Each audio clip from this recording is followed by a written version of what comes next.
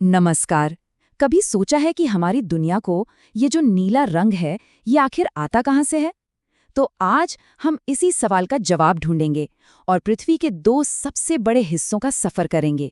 एक तो है इसके विशाल महासागर और दूसरे हैं जमीन के वो बड़े बड़े टुकड़े जिन्हें हम महाद्वीप कहते हैं। और देखिए, जब हम अपनी पृथ्वी को अंतरिक्ष से देखते हैं तो एक ही रंग है जो सबसे ज्यादा नजर आता है, नीला।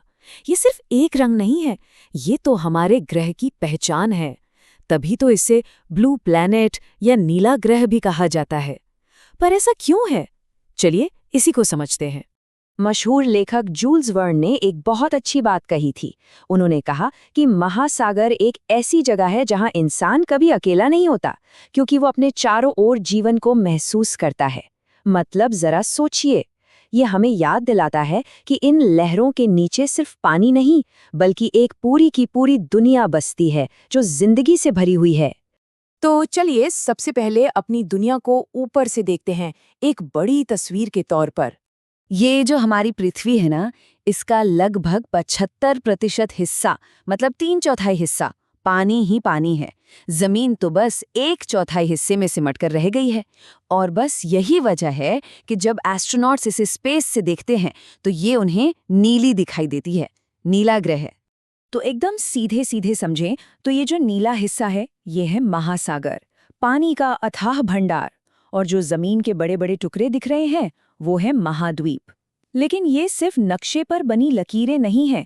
असल में ये दोनों मिलकर ही हमारे ग्रह का मौसम, इसकी जलवायु और यहाँ तक कि इस पर मौजूद जीवन को भी कंट्रोल करते हैं। अच्छा, तो अब बात करते हैं इन विशाल जीवंत महासागरों की। चलिए जरा गहराई में गोता लगाया जाए। वैसे तो हम अक्सर 5 महासागरों का नाम लेते हैं, प्रशांत, अटलांटिक, हिंद, दक्षिणी और आर्कटिक। लेकिन सच तो ये है कि ये सब अलग अलग नहीं हैं। ये सारे के सारे आपस में जुड़े हुए हैं। एक तरह से कहें तो ये एक ही बहुत बड़ा ग्लोबल महासागर बनाते हैं। और हाँ, इनके साइज में तो जमीन आसमान का फर्क है। एक तरफ है प्रशांत महासागर, जो सबसे बड़ा, सबसे विशाल है, और दूसरी तरफ है आर्कटिक, जो सबसे छोटा है। ये फर्क ही हमें अंदाजा देता है कि ये महासागर असल में कितने बड़े हो सकते हैं। एक और मजेदार बात ये है कि पृथ्वी पर जमीन और पानी का बंटवारा बिल्कुल भी बराबर नहीं है। अगर उत्तरी गोलार्ध यानी नॉर्दर्न हेमिस्फीयर को देखेंगे तो वहां जमीन ज्यादा है, लेकिन दक्षिणी गोलार्ध सदर्न हेमिस्फीयर में वहां तो बस पानी का ही राज है। अब बात करते हैं महासागरों के अंदर की दुनिया की, जो सच में अविश्वसनीय है। यहाँ शार्क जैसे खतरनाक शिकारी हैं जो समंदर के इकोसिस्टम का बैलेंस बनाए रखते हैं। तो दूसरी तरफ व्हेल जैसे इतने बड़े जीव भी हैं जो सिर्फ समंदर के ही नहीं, बल्कि इस पूरी पृथ्वी पर अब तक के सबसे बड़े जानवर माने जाते हैं। और समुद्री कछुओं जैसे पुराने यात्री भी हैं जो हजारों हजारों किलोमीटर का लंबा सफर तय करते हैं। मतलब ये जो डाइवर्सिटी है, ये जो अलग अलग तरह के जीव हैं, सच में हैरान कर देते हैं। लेकिन जहां इतनी खूबसूरती है, वहीं इन महासागरों में एक जबरदस्त विनाशकारी ताकत भी छिपी है।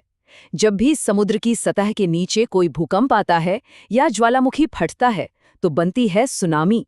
ये ऐसी लहरें होती हैं जो सैकड़ों किलोमीटर प्रति घंटे की रफ्तार से चलती हैं और अपने रास्ते में आने वाली हर चीज को तबाह कर सकती हैं।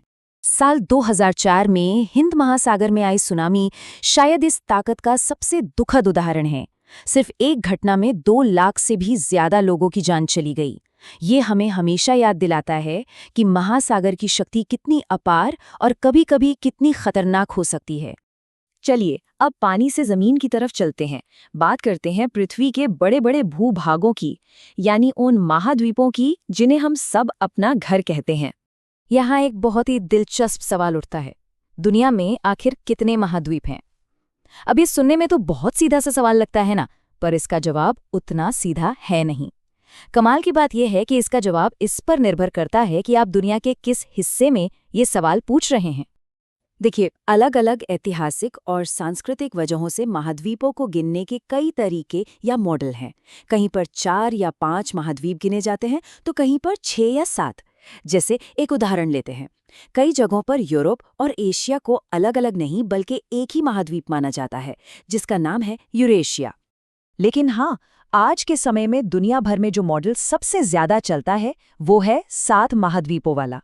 इसमें आते हैं Africa, Antarctica, Asia, Australia, Europe, north America और साउथ अमेरिका।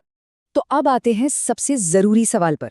ये सब जानना हमारे लिए क्यों मायने रखता है? आखिर ये महासागर और महाद्वीप हमारे लिए इतने जरूरी क्यों हैं? देखिए, महासागर सिर्फ पानी के बड़े बड़े गड्ढे नहीं हैं। ये तो हमारे ग्रह के इंजन की तरह हैं। यही बारिश लाते हैं, यही पूरी दुनिया के मौसम को कंट्रोल करते हैं, हमें भोजन देते हैं। और इतना ही नहीं, सदियों से इंसानी इतिहास को, हमारी संस्कृति को और हम कहां से कहां पहुंचे, इस पूरे सफर को भी इन्होंने ही आकार दिया है। और एक बात जानकर तो शायद बहुत हैरानी होगी, हम जो हर दूसरी सांस लेते हैं वो महासागर से ही आती है। जी हाँ, दुनिया की आधी से ज्यादा ऑक्सीजन समुद्र में मौजूद छोटे छोटे पौधे बनाते हैं। असल में यही हमारे ग्रह के असली फेफड़े हैं।